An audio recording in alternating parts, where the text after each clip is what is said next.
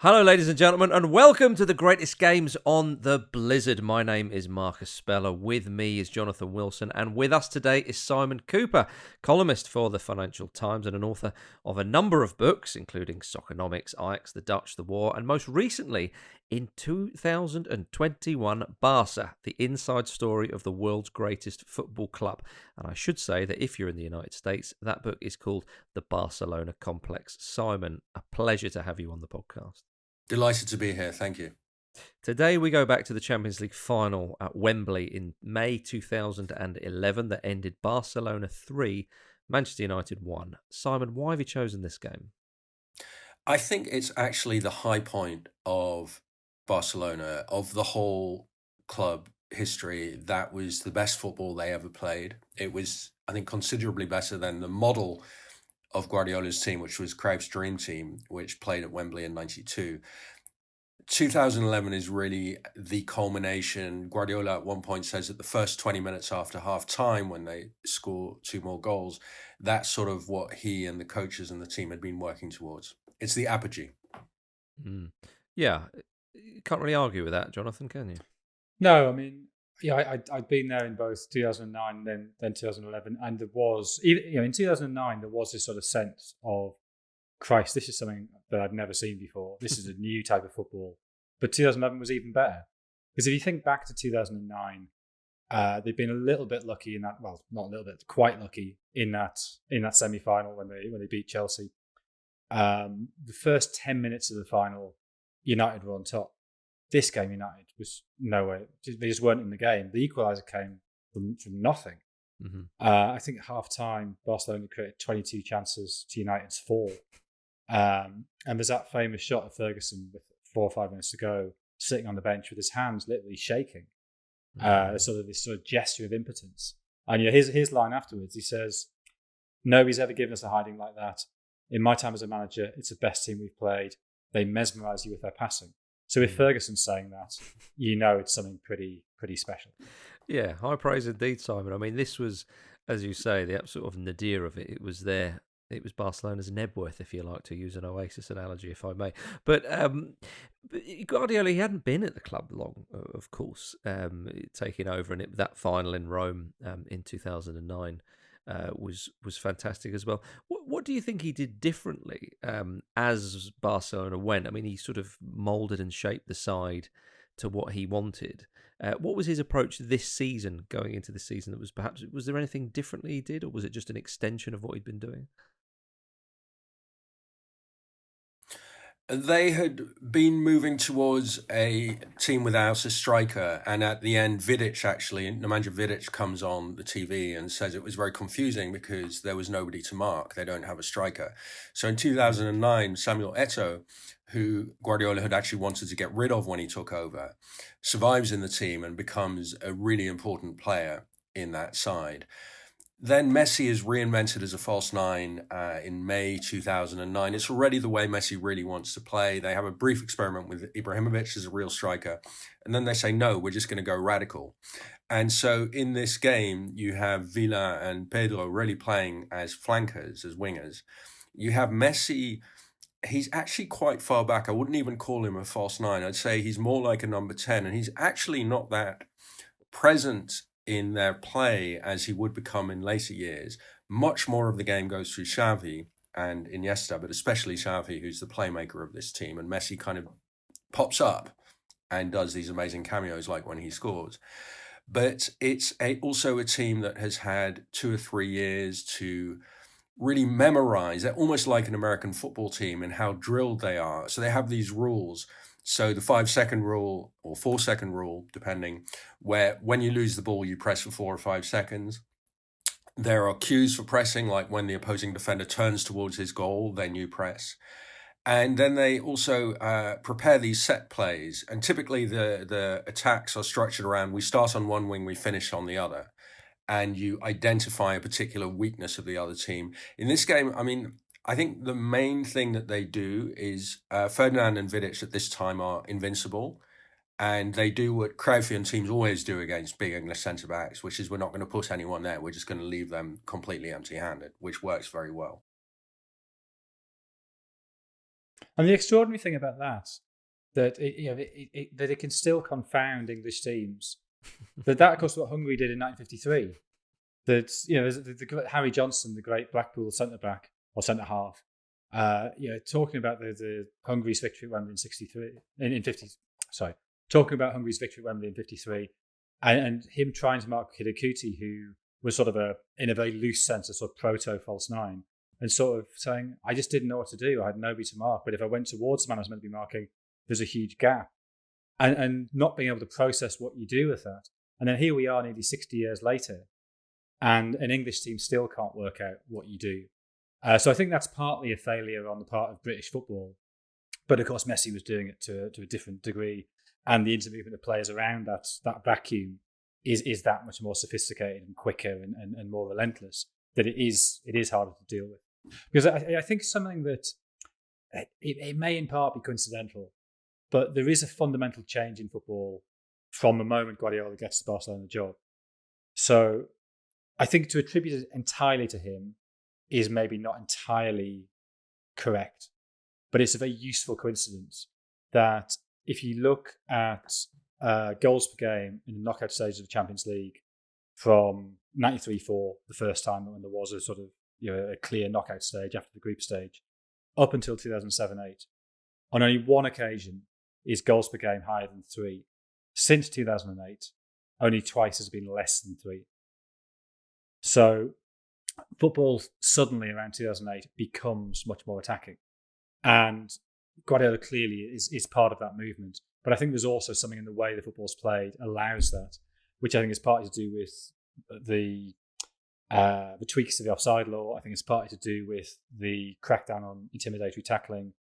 And that allows these smaller technical players to be much more influential than they had been. And Barcelona are the huge beneficiaries of that.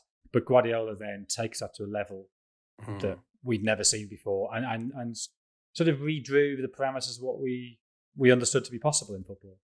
I'd agree with Jonathan about not giving too much importance to Guardiola or to any coach, but I do think that, pressing had been around as an idea for decades, but nobody had given pressing a kind of organization and rigor and a kind of theory, written the textbook of pressing the way Guardiola did.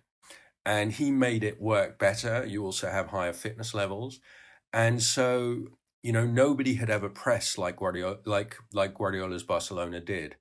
And so to talk about the kind of attacking glory, etc., it's all true, but it misses out this kind of iron organization which nobody had before, and certainly not Cruyff's original Barca team. I think that's absolutely right. The thing that clearly they're technically brilliant, and one of the great advantages they have is, and this is partly to do with pitch technology and the balls as well and boots, that the first touch can be taken for granted. That you're not having to control the ball. It's sort of control is automatic, and that of course allows you to have much more complicated patterns because you don't have a constant doubt in the back of your mind of, is he actually going to control this pass? Except that the United players can't. Yeah, sure. I mean for a team of Barcelona's quality, sure, that they're allowed. Basically, they turn 11-a-side into 5-a-side in terms of the way you envisage it. But I don't think their technical advantages are so much greater than opponents. So I remember, I think it must have been one of the early, I don't think it was this season, I think it was one of the earlier games when Barcelona beat Arsenal. And it was the game when Barcelona went 2-0 up and Arsenal came back to 2-2 at the Emirates. And so watching, thinking, actually, Arsenal aren't that far behind Barcelona in terms of technical ability. The big difference, the thing that set that first sort of hour of that game apart, was Barca just pressed much better. That Arsenal never had a second. And it was the pressing that really made the great difference, as well as the technical ability. And it's a pressing they later lost, firstly as Messi ages, and then you have an attack of, in the next glory period of Messi, Neymar, Suarez, which is just not willing to do that kind of pressing work. So this is also the apogee of the pressing era. Yeah, and of course you couldn't really do that when you had Ibrahimovic or even with Thierry Henry. They're just not players physically, mentally, emotionally equipped to do that. Whereas one of the strengths of this team, and David Villa obviously has been brought in, and actually took a long time to to adjust to the environment. But you look at how many players in this team have come through Barcelona who've had that instilled in them from 11, 12 years old. So one of the great advantages Pedro gives you is he doesn't doubt that. That's the only football he knows. So he will just press. He's not questioning that at all. But it's interesting to talk about this press because we think of it as quite prevalent at times in English football. Jurgen Klopp kind of has taken that on as well and said he was influenced by kind of 80s English football to an extent and so on. And Jonathan, you talk about how Pedro's sort of used to that. But Simon, was that kind of pressing style, which one can forget about this Barcelona team because you're so mesmerised, as Ferguson himself was, with the passing and with the technique and so on. Was that always in Spanish football and culture, or did it come a little bit later? It comes quite late. I mean, Spanish football is very backward tactically. So they have this idea of la furia española, which is that you just you play at a very high tempo at certain phases when you get emotional, and with your patriotic fervor, that can lead you to victory, except it never did. And, Barcelona and Real Madrid always had the money because of their huge membership, which paid subscriptions to import some of the world's best players. But there was no real Spanish tactical school until... and I know that I grew up in Holland and I'm hugely biased, but until Cruyff comes back to Barcelona as a coach in 1988, and that's the kind of year zero of Spanish football. And he says, as Cruyff always does, we're going to do it totally differently. My way is the best way. I am the kind of Jesus of football. And the weird thing is, it actually works. And the teenage footballer in the Masia who understands this best, who thinks this is the first person who's ever taught me anything about football, is Guardiola. And Cruyff plucks him out of the Masia, even though he can't run, he can't tackle, and puts him in the first team. So that's where it starts, and then it becomes the house style. And with almost no lapses from 1988 onwards, that is the way that Barcelona try to play. And then later Spain, because Aragonés is manager of Spain, and he says, even before Guardiola takes over, he says, look at all these little ball players in midfield that the Masia keeps producing, especially Xavi and Iniesta, David Silva. And he says, you know what, we're just going to stick them all in the team. It can't work. We're not going to have any breakers. We're just going to have midgets in midfield, and we're just going to go with it. And it works in 2008. And it becomes Spain style, and it becomes the style of academies around Spain, even of Real Madrid. And of course, the irony of this sort of being a Dutch import is that La Furia itself came out of the game against the Netherlands in the incredibly complex process they had to determine who got silver in the 1920 Olympics in Antwerp. And Spain had been knocked out, then the Czechs withdrew. They had some kind of dispute over referees, so they created this new tournament between the teams who were left to decide who gets the Czechs medals, essentially. And there's this ferocious Spanish performance against the Netherlands in sort of this quasi semi-final, which a Dutch journalist describes as being like the Spanish sack of Antwerp in 14, whenever it was. And so that, the phrase is even coined by a Dutchman like La Furia to describe that. But what intrigues me, and I've written a book on Barcelona as well, but I couldn't get to the bottom of this. A very good book. Maybe you have. Thank you very much. Is why Barcelona moved away from that. Because obviously it had been implanted firstly by Rinus Michels, and then they drift away from that before Cruyff's return. So why? Having had that advantage, having seen that, moderate success in the 70s, but by the standards of Barcelona at the time, but it had taken them to a new level. Even the appointment of, say, Terry Venables was clearly partly informed by the idea of this is the type of football we want to play. We want to play with an offside trap with a high defensive line, with a back four. We want to keep possession. Why do they need Cruyff to return to bring it back? Because it was never fully installed. It was like you try to have a new Wi-Fi installed and it doesn't work, and then it breaks and you forget about it, or it works a little bit. And in 1974, it works with the Netherlands. They epitomise the style, what you see in 2011 in the Champions League final. it really originates in Amsterdam in the 60s with Cruyff and Michels. They manage it at Ajax. They manage it with Holland in 1974. And when you watch Ajax teams of that time, you don't think, oh, this is very backward black and white football where everybody is just rubbish and would never get into the teams today. You think, wow, this looks a lot like modern football. This is scarily 2010s. And then Michels comes to Barcelona. Cruyff follows him after a fight at Ajax in 1973. And the first season, they do win the Spanish league, which, first time in 14 years, and Barcelona have been very poor for a long time. It's quite a big deal, but, it's still very amateurish. Nobody else in the team can really play football. They don't even have a training ground. They have to commandeer a local golf, golf course. And so I think there are kind of brief tendencies towards a kind of pressing Dutch-style game. Michels then leaves and he comes back. It's not a very happy time most of that period, 74, 78, and most of the time when Michels and Cruyff are there. So there's a kind of memory of it. And there are people who are influenced by it, including Laureano Ruiz, the youth coach, but it's not really implanted until 88. It's something I in retrospect, and you always find this with books that 3 years later you sort of realise the book you should have written. And one of the things that I kind of really wish I'd explored more was what seems to be this great tension in Barcelona, which I guess goes back to the early 70s. That on the one hand, they like having their distinctive style, they like having this philosophy, and people like Xavi can be incredibly sanctimonious about that. But on the other hand, they look at Madrid and they see the celebrity players there, they see the Galacticos, and they want a bit of that as well. And they sort of, when things aren't going right, they sort of oscillate between the two extremes and they can't quite work out which they want to be. And 2015 was almost a sort of happy middle between the two, that Luis Enrique, having been a former Barcelona player but not being of Barcelona, the fact that he's come relatively late in his career there, that he's experienced Real Madrid, and he can find this sort of middle ground. And that's sort of the middle ground he's still sort of searching for with the Spain national team, that he wants to make them more vertical, that he wants to take them away from the very possession-heavy style.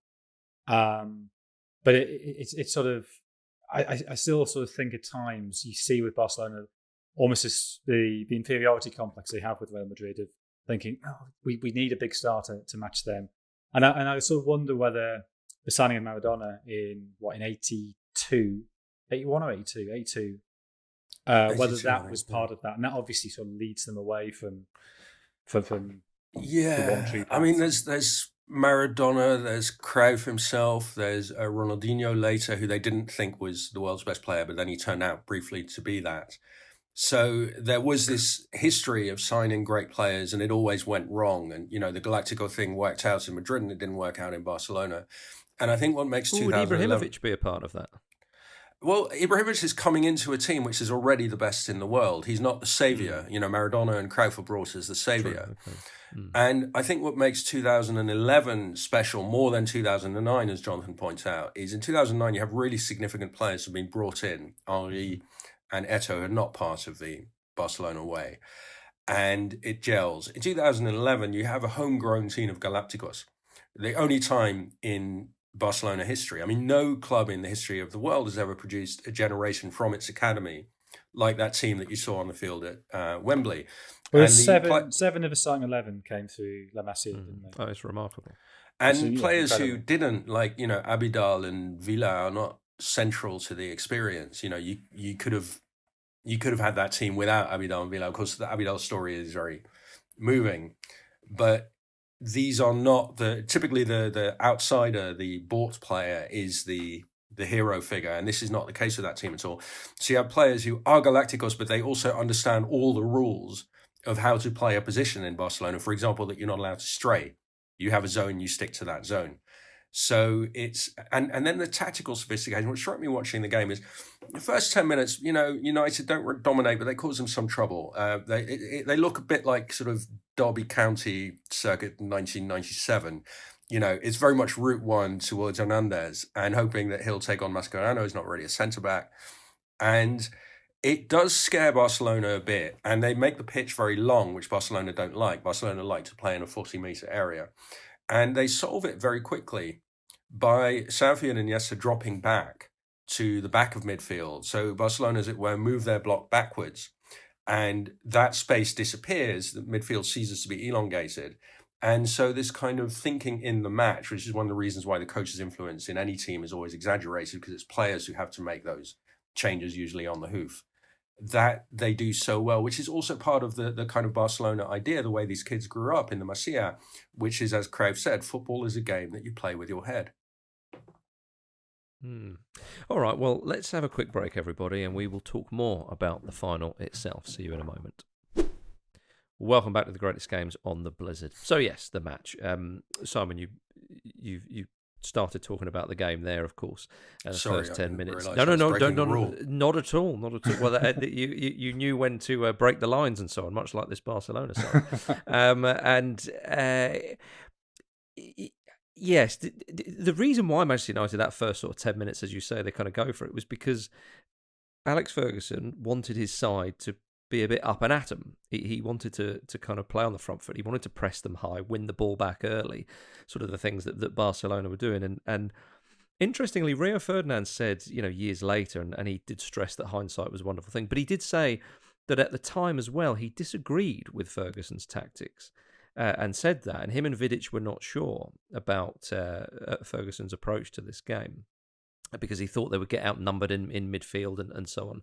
Because, Simon, after that sort of 10-minute period where the ball was in the air a bit and so on, it was then all Barcelona in a way that you don't really see that often in finals. Certainly not with two, with a decent opponent. Obviously, Barcelona was superior, but it wasn't a completely unbalanced game.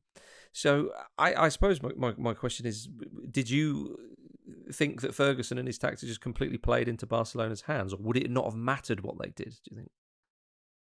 I don't think it would have mattered in the slightest. So I was trying to do this mental exercise, rewatching the game. The first time I actually watched it, as I recall, I was in the stadium next to Jonathan. So we were talking about this 10 years ago there and now again here. So rewatching it, I thought, which United player would get into the Barcelona team? And I thought you'd probably have Rooney for Pedro, and Rooney was a very disciplined player, and you could get him to do the pressing job. Nobody else. And the one United player who looks like he can pass like a Barcelona player is Ryan Giggs, who at that point is nearly 40. And obviously, you're not going to put him in the team. But Giggs actually does have some very rapid and clever passes. And that's it. And, you look at people like, Jisung Park and Chicharito, and you thought, these guys would not, they would have been kicked out by the Masia when they were 14. They just don't have the technical or tactical ability to play this kind of football. And Van der Sar also looks past it, playing his final game at nearly 40, I think. He lets in 2 rather soft goals, but it hardly matters. Barcelona are just so much better. Yeah, I mean, Jonathan, that's we didn't have to wait too long for the first goal, but yeah, before that, I mean, as I say, after that sort of 10-minute period or so, Pedro has a chance, he puts wide, David Villa fizzes one wide, but they were creating an enormous amount of space in front and behind the Manchester United back four. And again, Ferdinand years later said when he was in the game, his head was spinning. It was just so confusing, the whole affair. Yeah, I mean, I do wonder, I don't really wonder that hard, but I do wonder a little bit if it might have been a slightly different dynamic if Dan Fletcher hadn't been injured. Yeah, he was on the bench. Yeah, but he wasn't fully. Yeah, he obviously wasn't fit enough to start because he had a great season that season. And so when the middle of the midfield is Carrick and Giggs, it does restrict how aggressive you can be. And I remember Carrick talking about 2009, and this is when I say Guardiola changed the parameters of what we recognise to be possible. That I think the possession stats from that game, it's only something like 59-41 in Barca's favour for the 2009 final. This one is 65-35. Hang on. 63-37. But that 59-41 from 2009 at the time felt incredible. Yeah. I'd never seen Manchester United not being able to get the ball. And Michael Carrick said that they felt humiliated because he didn't have the ball. And they're like, with Manchester United, we have to have the ball. And so that's why they lost discipline, lost the shape. And I think over the last decade, teams have realised that actually, you can sit deep and you can let the opposition have the ball. And if you have 25% of the ball, you can still win the game. And you can still legitimately say that in some sense you have controlled the game. But that wasn't the case here. And Barcelona just felt utterly superior. And it did just feel, and that's the way that sort of first 10 minutes went, it was a little bit like Rome, where you sort of thought, oh, United actually going to... In Rome, I thought United on top, United going to win this quite comfortably. And then suddenly it flips with the Eto'o goal after 9 minutes. Here, there's sort of a gradual Barcelona stepping it up. And I do wonder, and again, this is something I certainly didn't think at the time, but with hindsight, the issues Guardiola's had in the Champions League, I wonder if even here and in 2009, his intensity, his anxiety, whether that does transmit itself to an extent to players. But in 2009, he put together a video for them set to the Gladiator theme tune, which the players sort of said, oh yeah, got us really up for it. Didn't really look like it in the first 8 minutes. It looked like you were far too up for it. And you sort of lost the sort of mental discipline that was such a key part of the game. Then I think it was before the before the semi-final. No, so it was semi-final 2010, the second leg against Inter. Yeah. Guardiola put together another montage, which he decided not to show them because he was worried about tipping them over the emotional edge. So I do wonder if that first 10 minutes is a function of that anxiety. But I mean, that's a sort of an idle thought that I can't prove one way or the other based on hindsight. Yeah, well, it's funny when we compare a lot to that 2009 final. But Simon, 2009, it was, from my memory, certainly the two best teams in Europe, meeting in the final, and it was very much, oh yes, Barcelona are the best team in Europe, Manchester United is second best.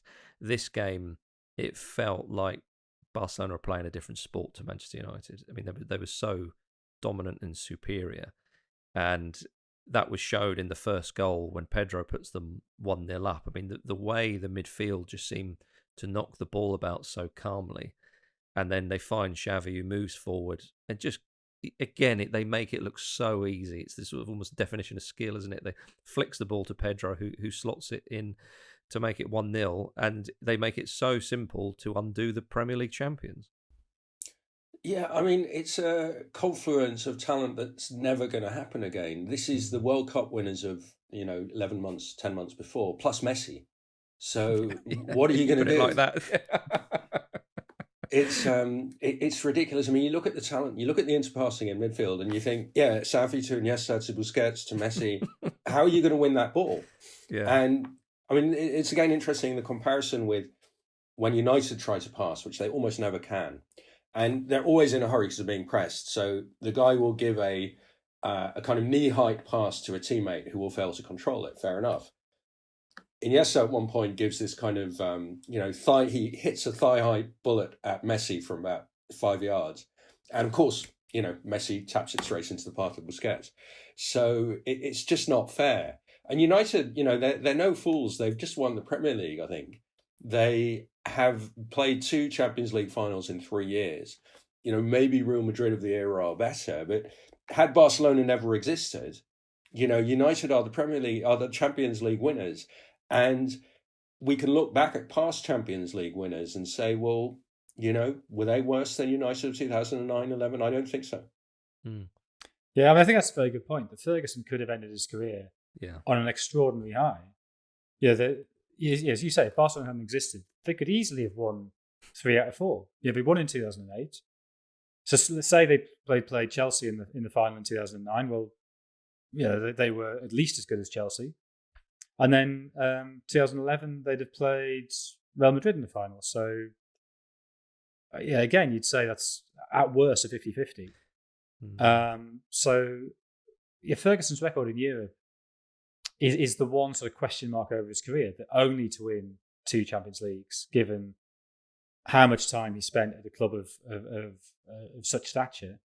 But he was really very, very close. And that's even before you start to think of all the late 90s exits where they should have beaten Monaco, they should have beaten there was Dortmund, Leverkusen, Borussia Dortmund.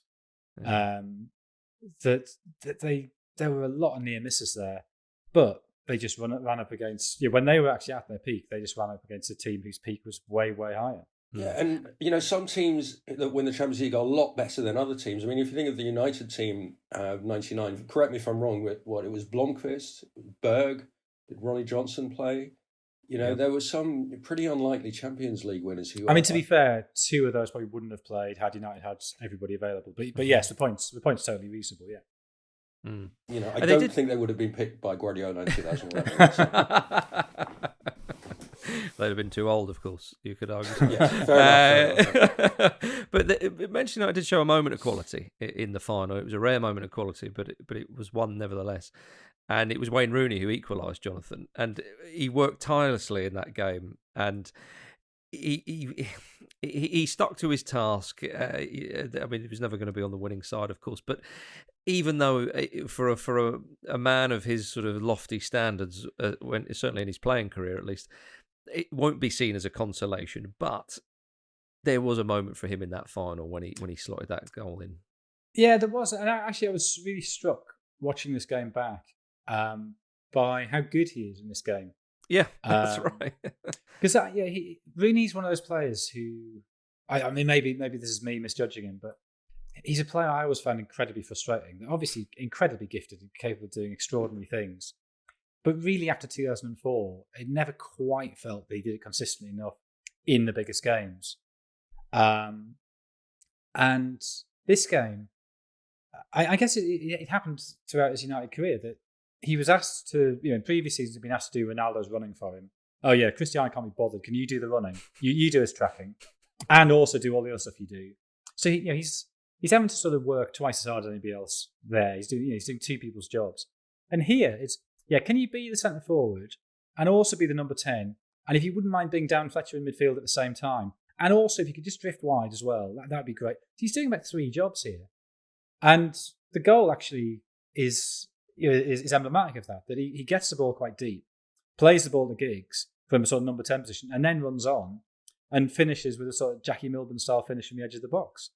So, I mean, I don't think he does have a great record in finals, but at least he had that goal, which was a goal he'd created and finished. Yeah. And Manchester United managed to get in at half-time at 1-1, which was quite an achievement, really, without sounding sort of patronising. I mean, even after that goal, Barcelona still had a few near misses, rather. Sorry, Villa squaring for Messi, who couldn't quite at the end of it, and so at half time 1-1. I understand Fletcher did have a bit of an injury, and again, it's all sort of ifs and buts if they could have done anything at all, but. Why do you not think Ferguson really sort of changed it up, Jonathan, a bit? I mean, did he think, right, we're 1-1, surely we'll click in, surely, we're Manchester United? That's a good question. I guess maybe he just looked at his bench and thought, there's not much there. This is the one game plan we've got. And maybe he thought, the storm has passed, the worst of it is over, and we can come through it. I mean, incredibly, Michael Owen was on the bench for this game, which seems quite remarkable. Well, yeah, you wouldn't bring on Owen for Hernandez. Hernandez, clearly at their peak, Owen was a better player, but Hernandez is physically more capable. He's going to give you more in the air. But Berbatov, I think, was their top scorer in the league that season. Again, I wouldn't be trusting Berbatov to do much tracking. No, I think they were having a fight, and Berbatov wasn't even on the bench. That's right. Yeah, that's absolutely right. And so he looked round at his bench, and there's Fletcher, a little bit injured, Paul Scholes, and Anderson. So not too many options, and Scholes way past his best by then. Yeah. Well, anyway, as you say, it's perhaps I think Ferguson was resigned. I mean, my anxiety. I remember distinctly at the end of the final thinking this is one of the best, maybe the best performance of football I've ever seen. I'm feeling very elated, which I think a lot of people felt. And I was looking at Ferguson because there'd been this moment where the ref could have given a handball. I think Giggs hits it onto Abidal's hand in the penalty area, probably unintentional, but he could have given a penalty. So I was thinking maybe Ferguson's going to do a Ferguson and say, well, we should have won, but the ref robbed us, etc. And when he comes to collect the trophy, he's not that at all. He's smiling. He's relaxed. He says, as Jonathan says, this is the best team we've played. We didn't have a chance. And so I think on the bench, really from the beginning, at halftime he probably thinks we might get lucky and get away with this, but he understands that he's for almost the only time in his late career, he's playing just a distinctly superior team. Yeah. And after 54 minutes, Messi, given a lot of time and space, Jonathan scores from 25 yards, and it's not a great piece of goalkeeping from Edwin van der Sar. But I think it's the inevitability about the whole thing. Yeah, I mean, you're right. It's not near the corner. I guess Van der Sar's maybe slightly unsighted by, I think it's Vidic who gets in his way. But it's that attritional process of Barcelona passing that eventually you get worn down. Doesn't matter how disciplined you are. Eventually your concentration slips for a fraction of a second, and suddenly Messi picks up the ball, 25 yards from goal, maybe slightly 25, 30 yards from goal, and he gets a little bit of a run, a little bit of space in front of him, and he can hit the shot. And eventually that was always going to happen. I never really had any doubt that. The United equaliser came as a massive shock to me in this game. I did not see where that was coming from at all. And then again, you think maybe half time will disrupt things, but it didn't at all. There's still that just constant flow. So the fact it was 9 minutes in the second half, it might have been 19, it might have been 39. It didn't really matter. It was going to come at some point. Yeah, and at 2-1, it was all Barcelona. They were the only side who were going to add to the scoreline, and did after 69 minutes. And David Villa scored a lovely goal. And sometimes David Villa, well, perhaps not to anybody here, but he can be a little bit forgotten about if you think of these great sides. You think of Xavi, Iniesta, and Messi would probably be the three that would leap to mind. But Villa was such a crucial player in this Barcelona team, Simon. I don't know. I mean, it went through various iterations without David Villa. It coped just fine. I think the decline really sets in when Xavi leaves around 2015, and they're never the same again. So, I mean, if I had to imagine Guardiola's first names on the team sheet, they would probably be Xavi, Messi, Busquets, and maybe Iniesta. But everyone else is incidental. Everyone else can be fitted in all right. Fair enough. Well, I certainly enjoyed his performance. Well, what about Dani Alves? I mean, I'm intrigued by you saying those. I mean, I completely agree with those four, and also with the Iniesta slightly on the periphery of that. But you wouldn't put Dani Alves in that? I just think that fullbacks are not essential to Guardiola's Barca teams. So they don't pass out, they don't build through the fullbacks. They try never to do that. They try and build through the centre. You get the ball to Busquets and he circulates it on in midfield. And the fullbacks have to do a marking job and keep the field wide. It's later with Bayern that Guardiola says, actually, let's give fullbacks more of a purpose because they're slightly pointless, and let's move them into central midfield when we have the ball. So, Dani Alves is the best right back of his time, but it doesn't really matter as much. I mean, the whole game goes through Xavi, Busquets, Iniesta. Well, also as well in this side, Javier Mascherano has been moved back to centre half. Was it this season, Simon, where that happened? I think it happened occasionally, but it was seen as, particularly from a kind of British point of view, it was seen as a weakness and a problem to have this little guy at centre back. But it became the norm, and nobody really got past Mascherano. I mean, it's hard to think of a player with a defensive player with a better positional sense. I mean, a guy who wasn't fast, who didn't have great physical attributes, who was almost never surprised in this game as well. You never see him on the wrong side of the forward. Mm-hmm. Yeah, and of course Guardiola sort of has experience of that because often, when he'd been a player, he'd essentially been the second centre back alongside Koeman. So he knew that a short, slow bloke could do a very good job there if he was smart enough, and Mascherano clearly was. Yeah, I mean, they had the slowest central defence in history with Guardiola and Koeman, and defenders are always seen as kind of second-class citizens at Barcelona. So I remember one of the Barcelona, the kind of guru of Barcelona coaching, I interviewed Paco Cirulo. He said, look, our best defender is Iniesta. Nobody can defend like him, and then he can pass it out as well. The thing is, we don't put him in defence because we prefer him in midfield. But, kind of any old idiot who can play in midfield can be a defender as well.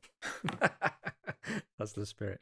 But yeah, go back to the match. I mean, it ended 3-1, Jonathan, and the result really did flatter Manchester United quite a bit. Oh, yeah. I mean, it could easily have been 4 or 5-1. It was one of those nights where you sort of thought, well, in 10 years I'll be on a podcast talking about this.